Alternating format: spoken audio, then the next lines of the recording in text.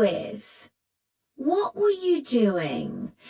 What did you agree to that you secretly wished you hadn't?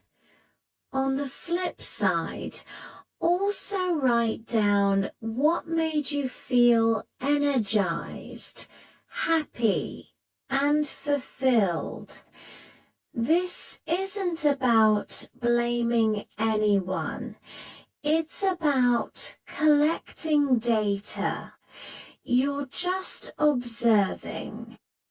You might notice that after your weekly call with a certain family member, you always feel exhausted.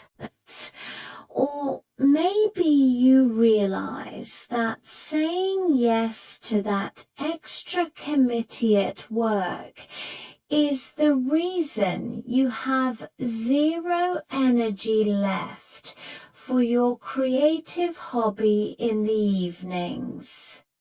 This data is gold. It's the map that shows you exactly where your energy leaks are. Once you have this map, you can start making small, intentional changes. This is where the saying no part comes in, and I know it can be scary. We're often terrified of disappointing people. But here is a game-changing reframe. A clear no is kinder than a resentful yes. When you agree to do something with a heavy heart, that energy comes through. People can feel it. A polite, firm no is honest and respects both you and the other person.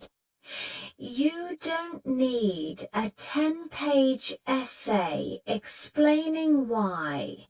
A simple "thank you so much for thinking of me, but I won't be able to make it," or "I appreciate the offer, but my plate is full right now and I can give that the attention it deserves" is often all you need. Notice there's no over-apologizing or making up elaborate excuses. You are simply stating your capacity.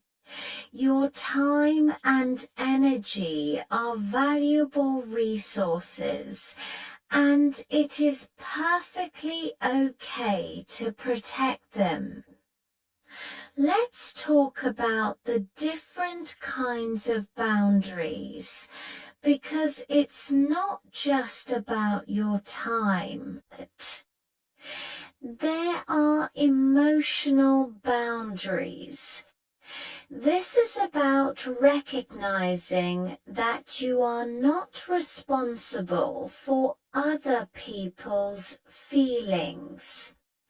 You can be compassionate and supportive without taking on their emotional baggage as your own.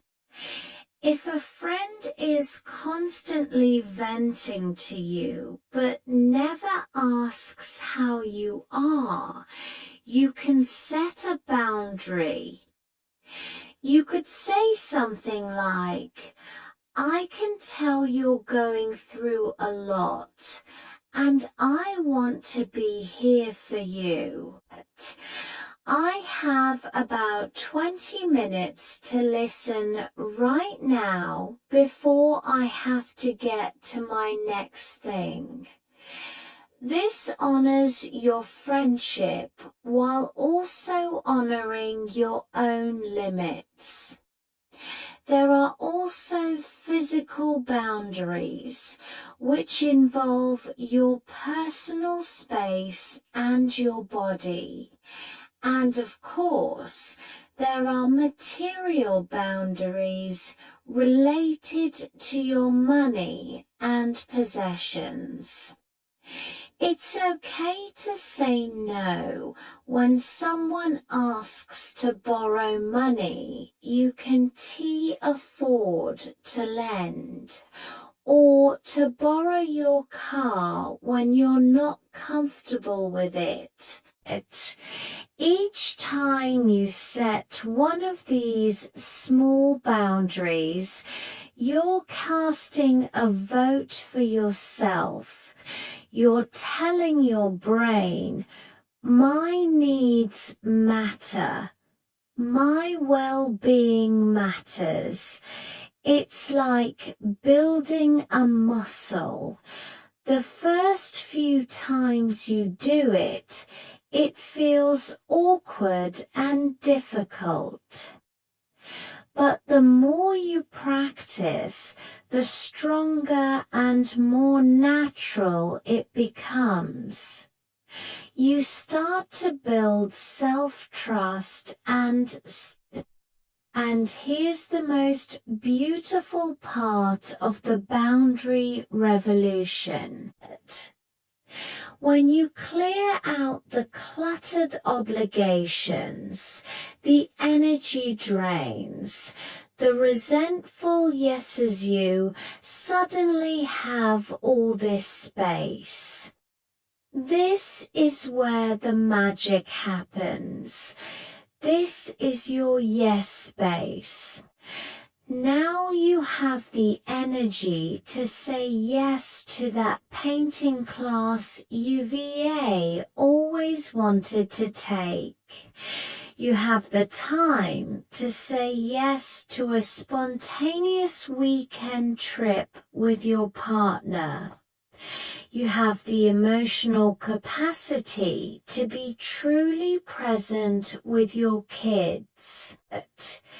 You have the focus to say yes to that passion project you've been dreaming about. You're no longer running on empty. You're operating from a place of fullness, of intention, of joy. This isn't a one-and-done process. It's a continuous practice. There will be times you slip up and say yes when you meant no. That's okay. The goal isn't perfection, it's progress. Just notice it without judgment and try again. Remember that people who truly respect you will respect your boundaries. They might be surprised at first, especially